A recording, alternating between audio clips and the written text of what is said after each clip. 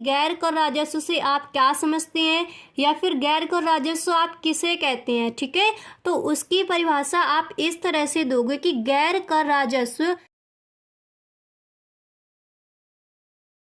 Hello everyone, I am सुगम, welcome back. तो कैसे हो आप सब? आई होप आप सब अच्छे होंगे। स्वागत है आप सभी का आपके अपने एसपी स्टडी यूट्यूब चैनल पर।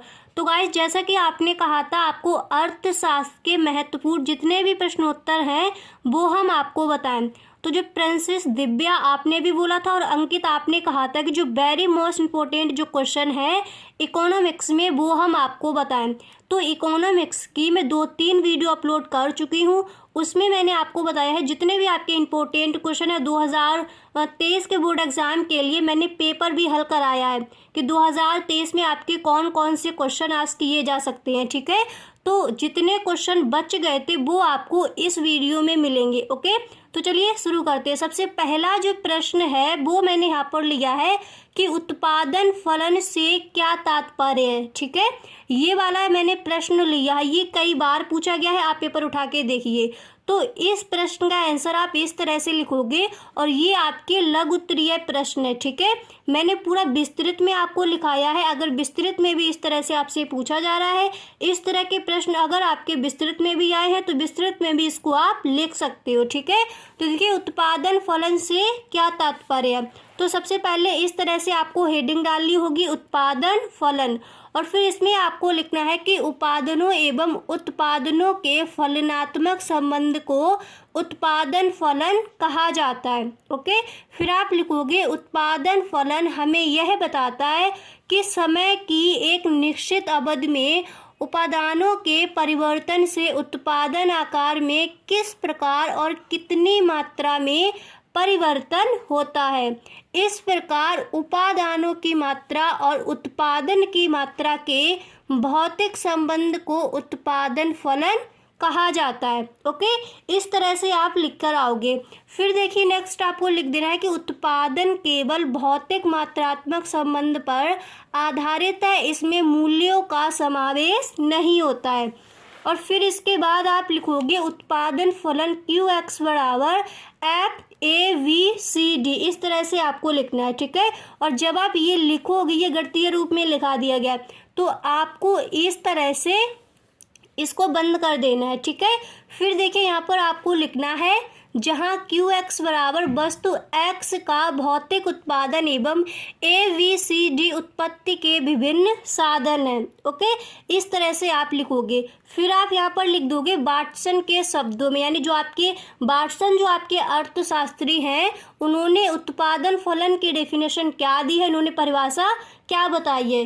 तो वाटसन ने कहा है कि एक फर्म के भौतिक उत्पादन और उत्पादन के भौतिक साधनों के संबंध को उत्पादन फलन कहा जाता है। ठीक है, इन्होंने इसकी परिभाषा इस तरह से दी है।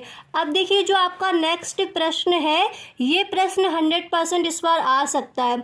तो ये या तो आपसे विस्तृत में पूछ लिया जाएगा या फिर अतिलघु उत्तरीय प्रश्न में रखा जाएगा कि समष्टि अर्थशास्त्र से आप क्या समझते हैं।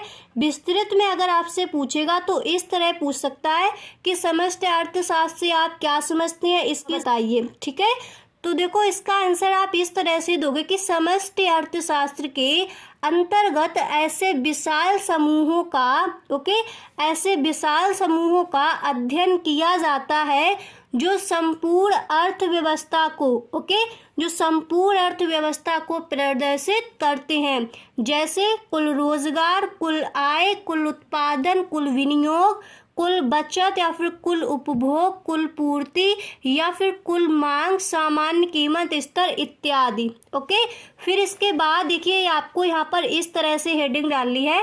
ये परिभाषा इन्होंने क्या दी है, प्रोफेसर बॉल्डिंग ने। तो प्रोफेसर बॉल्डिंग के अनुसार कि इन्होंने अर्थशास्त्र है उसकी परिभाषा इन्होंने किस तरह से दी है। तो प्रोफेसर बॉल्डिंग ने कहा है कि व्यापक अर्थशास्त्र व्यक्तिगत मात्राओं का अध्ययन नहीं करता, बल्कि इन मात्राओं के समूह का अध्ययन करता है।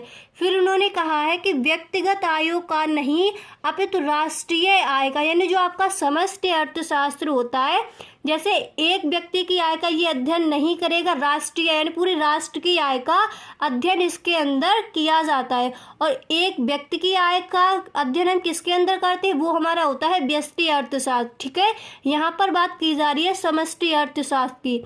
तो यहाँ पर देखिए राष्ट्रीय आय का व्यक्तिगत कीमतों का नहीं, व्यक्तिगत कीमतों का अध्ययन यहाँ पर हम नहीं करते। जो हमारी राष्ट्र की आय है उसका अध्ययन समष्टि अर्थशास्त्र के अंतर्गत किया जाता है। फिर इसके आगे इन्होंने कहा है सामान्य कीमत स्तर का व्यक्तिगत उत्पादन का नहीं बल्कि राष्ट्रीय उत्पादन का अध्ययन समष्टि अर्थशास्त्र के अंतर्गत किया जाता है। ठीक है, अब देखिए जो आपका नेक्स्ट प्रश्न है वो मैंने यहाँ पर लिया है कि कर राजस्व एवं गैर कर राजस्व के दो उदाहरण लिखिए।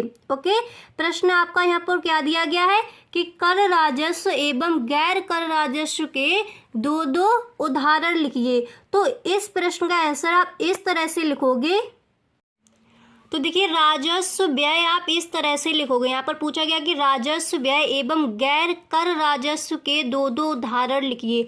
तो अगर आपसे ये विस्तृत में पूछ लिया जाए और आपसे पूछ लिया जाए कि कर राजस्व किसे कहते हैं, परिभाषा दीजिए, तो पहले आप इस तरह से लिखोगे। उदाहरण भी मैंने नीचे दिए हैं, पहले मैंने ये भी आपको लिखा दिया है। अगर ये विस्तृत में पूछा जाता है कि कर राजस्व क्या है, कर राजस्व से आप क्या समझते हो, उदाहरण दीजिए, तो फिर आप इस तरह से लिखोगे। पहले आपको हेडिंग डाली है कर राजस्व, ये ब्लैक पेन से डालोगे। ठीक है, फिर आप लिखोगे कोई सरकार टैक्स लगाकर जो रेवेन्यू हासिल करती है उसे टैक्स रेवेन्यू कहा जाता है। ठीक है, सरकार विभिन्न प्रकार का टैक्स लगाती है ताकि वह योजनागत और गैर योजनागत व्यय के धन एकत्र कर सके। इतना आपको लिख देना है। फिर इसके बाद आप लिखोगे उदाहरण। ठीक है, ये भी आपको ब्लैक स्केच या फिर ब्लैक पेन की हेल्प से लिखना है। ठीक है, यहाँ पर मैंने ब्लू पेन से लिखा है पर आपको ऐसा नहीं लिखना है। ठीक है, फिर इसमें आप लिखोगे कि कर राजस्व को आय और लाभ, सामाजिक सुरक्षा, योगदान, वस्तुओं और सेवाओं पर लगाए गए करों, पेरोल करों, स्वामित्व पर करों और संपत्ति के हस्तांतरण और अन्य करों से एकत्रित राजस्व के रूप में परिभाषित किया गया है। ठीक है, राजस्व के रूप में परिभाषित किया गया। इसके बाद आपको लिखना होगा गैर कर राजस्व। ठीक है, कर राजस्व आप उस तरह से लिखोगे। फिर आपका आएगा कि गैर कर राजस्व के दो उदाहरण लिखिए।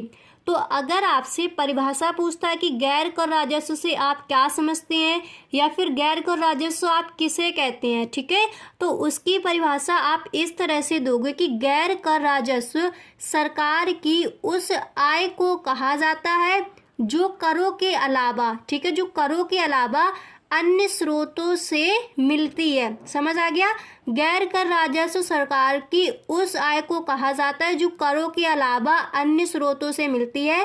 गैर कर राजस्व में आय शामिल होती है, ओके, जो सरकार को ब्याज, सार्वजनिक क्षेत्र के ऊपर रेलवे, डाकतार, शिक्षा, सिंचाई एवं वन आदि क्षेत्रों से लाभांश एवं लाभ रूप में मिलती है। पहले आपको इतना लिख देना, फिर इसके बाद इसके उदाहरण लिखनी है। ठीक है, आपको हेडिंग डाली है गैर कर राजस्व के उदाहरण, और फिर इसमें आप लिखोगे कि करों के अलावा, ये अलावा लिखा है, ओके, करों के अलावा अन्य स्रोतों से सरकार को प्राप्त राजस्व को गैर कर राजस्व कहा जाता है, जैसे ब्याज, लाभांश, शुल्क, जुर्माना आदि। ठीक है, इनसे आय प्राप्त की जाती है। ओके, तो इस तरह से आपको कि कर राजस्व एवं गैर कर राजस्व किसे कहते हैं या फिर इसके दो उदाहरण दीजिए। तो इस प्रश्न का आंसर आप इस तरह से लिखोगे। तो गाइस आज के लिए बस इतना ही, मिलते हैं नेक्स्ट वीडियो में। और इकोनॉमिक्स के जितने भी इम्पोर्टेंट क्वेश्चंस हैं वो सारे क्वेश्चंस हम आपको हल करा चुके हैं आंसर सहित। ठीक है, तो उन वीडियो का लिंक आपको डिस्क्रिप्शन बॉक्स में मिल जाएगा। और जो मैंने पेपर भी हल करा है, इस बार जो क्वेश्चन आपके आ सकते हैं उसके लिए मैंने पेपर भी हल कराया है, आप उसको भी देख सकते हो। ठीक है।